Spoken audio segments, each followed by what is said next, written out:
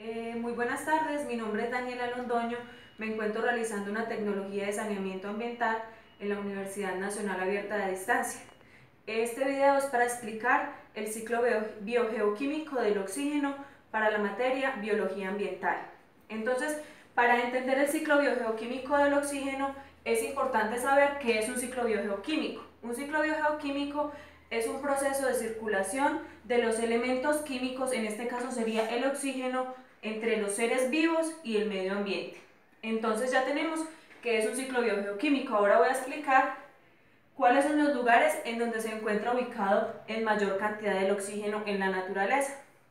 Tenemos que en la litosfera es el lugar en el que se encuentra ubicado el oxígeno con mayor cantidad. ¿La litosfera a qué se refiere? Se refiere a la corteza terrestre.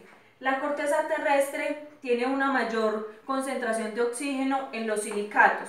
Los silicatos son los minerales que conforman las rocas, entonces en todas esas rocas son donde se encuentra ubicado con mayor cantidad del oxígeno. Pasamos a la atmósfera. En la atmósfera el oxígeno es el segundo elemento de mayor cantidad. Se encuentra proporcionado en un 20% en la atmósfera, transportado por el aire.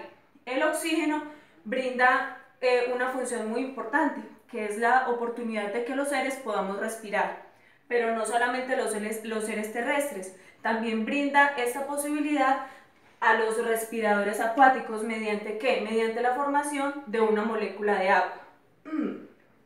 En la biosfera también encontramos el oxígeno, que está presente en todo lo que vive. Es importante entender que por cada molécula de oxígeno se libera una molécula de dióxido de carbono y viceversa. Cuando nosotros efectuamos el proceso de respiración, inhalamos una molécula de oxígeno y exhalamos una molécula de dióxido de carbono. Pero en el proceso de la fotosíntesis, que se nos estará explicando más adelante, ocurre totalmente lo contrario. Mientras las plantas reciben una molécula de dióxido de carbono, ellas están expulsando una de oxígeno. Entonces, creo que esto era importante para que ustedes pudieran entender en qué lugares se encuentra concentrado el oxígeno y la importancia que este tiene. Entonces, vamos a pasar a entender el ciclo del oxígeno. Vamos a empezar por el punto que ya les había explicado, que era la respiración. Cuando nosotros inhalamos oxígeno y exhalamos dióxido de carbono. Entonces, por eso las flechas nos están señalando el dióxido de carbono. El dióxido de carbono es transportado por el aire. El aire transporta este dióxido de carbono a las plantas. Las plantas son las encargadas de hacer el proceso llamado fotosíntesis, que es de suma importancia. Tengo esta flecha señalando esta característica porque me parece que es muy importante, que las plantas son autótrofas. ¿A qué se refiere a eso?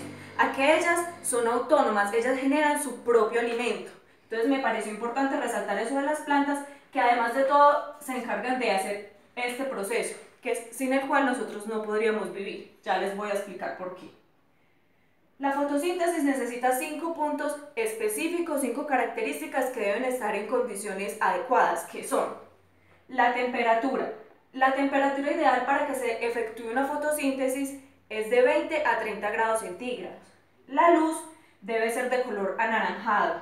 El agua es la que se encarga de disolver todos los minerales y los componentes del suelo para que ella los pueda absorber. El dióxido de carbono es efectuado ¿por qué? Por la respiración. Y la clorofila es un pigmento de color verde que se encarga de que las plantas puedan transformar la luz solar y elaborar el proceso de fotosíntesis.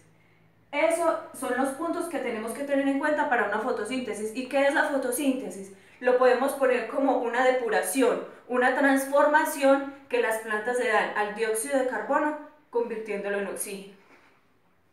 Entonces ya pasado el proceso de fotosíntesis, ya las plantas ya no nos van a proporcionar esa molécula que entró de dióxido de carbono, ya no la va a proporcionar en una molécula de oxígeno. Ese oxígeno pasa al aire y el aire, como medio de transporte del oxígeno, vuelve y nos facilita la posibilidad de respiración. Ese es el proceso biogeoquímico del oxígeno. Espero les haya quedado muy claro y que puedan entender todas las explicaciones que les di.